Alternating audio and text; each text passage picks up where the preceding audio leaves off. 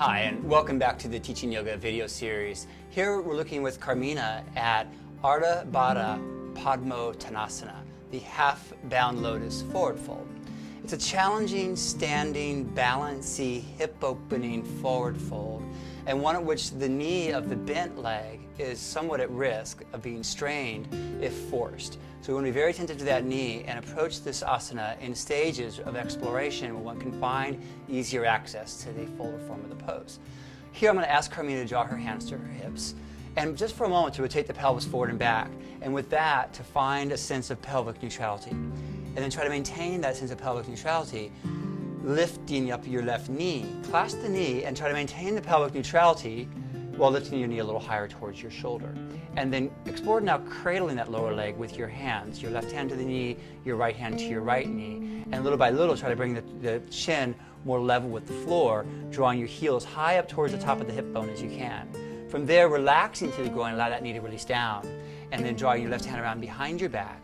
Explore, if you can, clasping hold of your left foot with your left hand. One could also use a strap here if unable to clasp with a hand. Then reaching your right arm straight up to the ceiling. I'm going to encourage her balance or support her balance with a little bit of support with my hand. And then inhaling, she lifts tall. And as she exhales, she hinges from the hips.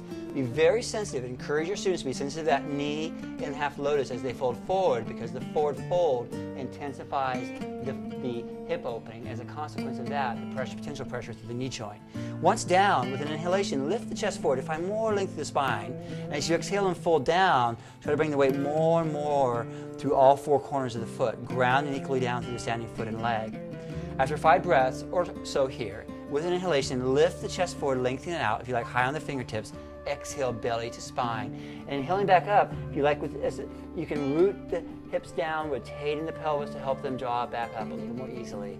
And then hands to the hips, releasing the palms to the heart, and then slowly releasing the bent knee back down, the foot back down to the floor, palms to the heart, Namaste. Ardha Baddha Padmottanasana is a wonderful pose for opening up the hips, especially after poses such as Utthita Hasta Padangusthasana, where we're holding the leg up for a long time. The work that we do here in the hip flexors and the groin is nicely balanced out through the practice of Ardha Baddha Padmottanasana. Namaste.